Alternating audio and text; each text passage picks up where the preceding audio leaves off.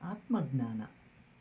ಒಂದು ಸುಂದರವಾದ ಸಂಸಾರದಲ್ಲಿ ಒಬ್ಬ ತಂದೆ, ಇಬ್ಬರು ಮಕ್ಕಳಿರ್ತಾರೆ. ತಂದೆ ಬಹಳ ಕಷ್ಟಪಟ್ಟು ದುಡಿದು ಸಾಕಷ್ಟು ಹಣವನ್ನು ಗಳಿಸಿರ್ತಾನೆ. ಆದರೆ ಅವನಿಗೂ ಸಾವು ಸಮೀಪಿಸುತ್ತೆ. ಹೊಲ, ಮನೆ, ಗದ್ದೆ, ಹಸುಗಳು ಎಲ್ಲ ಇದ್ದವು. ಎಲ್ಲವನ್ನು ಇಬ್ಬರಿಗೂ ಸಮನಾಗಿ ಹಂಚ್ತಾನೆ. ಆದರೆ ಅವರಿಬ್ಬರಿಗೂ ಮಕ್ಕಳಿರಲಿಲ್ಲ. ಸ್ವಲ್ಪ ಕಾಲ ಕಳೆಯುತ್ತೆ. ತಮ್ಮನಿಗೆ ಮೊದಲು ಮಕ್ಕಳಾಗುತ್ತೆ. ಆಗ ತಮ್ಮನು ತನ್ನ ಅಣ್ಣನಿಗೆ ಮಕ್ಕಳಾಗದೇ ಇರಲಿ ಅಂಥೇಳಿ ಭಗವಂತನಲ್ಲಿ ಪ್ರಾರ್ಥಿಸ್ತಾ ಇರ್ತಾನೆ. ಯಾಕೆ ಅಂತಂದರೆ ಅಣ್ಣನಿಗೆ ಮಕ್ಕಳಾಗದೇ ಇದ್ದರೆ ಎಲ್ಲ ಆಸ್ತಿಯು ತನಗೆ ಬರುತ್ತೆ ಅನ್ನುವಂತಹ ಕೆಟ್ಟ ಆಲೋಚನೆ. ಆದರೆ ಕಾಲ ಕಳೆದಂತೆ ಅಣ್ಣನಿಗೂ ಒಂದು ಮಗುವಾಗುತ್ತೆ.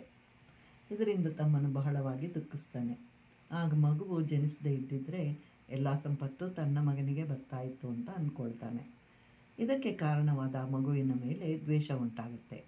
ಕಾಲ ಕಳೆದಂತೆ ತಮ್ಮನ ದ್ವೇಷವೂ ಬೆಳೆಯುತ್ತಾ ಹೋಗುತ್ತೆ. ಅಣ್ಣ ತಮ್ಮಂದಿರ ಮನೆಗಳು ಅಕ್ಕಪಕ್ಕದಲ್ಲಿಯೇ ಇದ್ದುದರಿಂದ ಎಲ್ಲ ಮಕ್ಕಳು ಒಟ್ಟಿಗೆ ಆಟ ಆಡ್ತಾ ಇರ್ತಾರೆ.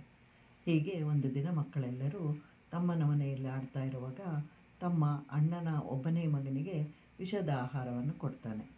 ಸ್ವಲ್ಪ ಸಮಯಕ್ಕೆ ಆ ವಿಷವು ಶರೀರವನ್ನೆಲ್ಲ ವ್ಯಾಪಿಸ್ಕೊಳ್ಳುತ್ತೆ. ಮರಣ ಸಂಭವಿಸುತ್ತೆ. ಇದರಿಂದ ಅಣ್ಣನಿಗೂ ತಮ್ಮನ ಮೇಲೆ ಕೋಪ, ದ್ವೇಷಗಳು ಉಂಟಾಗುತ್ತೆ. ಬಹಳ ದುಃಖವಾಗುತ್ತೆ. ಏಕೆ ಹೀಗೆ ಮಾಡ್ದ? ಇನ್ನೂ ಚಿಕ್ಕ ಬಾಲಕ, ಅವನೇನು ಮಾಡಿದ್ದ? ಅಲ್ಲದೆ ಇಲ್ಲಿ ಯಾರೂ ಶಾಶ್ವತವಲ್ಲ.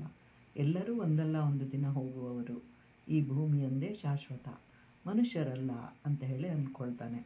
ಶಾಶ್ವತವಾದದ್ದು ಏನು ಅಂತೇಳಿ ತಿಳ್ಕೊಳ್ಳೋದನ್ನೇ ಜ್ಞಾನ ಅಂತ ಹೇಳಿ ಅದರ ಬಗ್ಗೆ ಚಿಂತನೆಯನ್ನು ಮಾಡತೊಡಗ್ತಾನೆ ಅಣ್ಣ.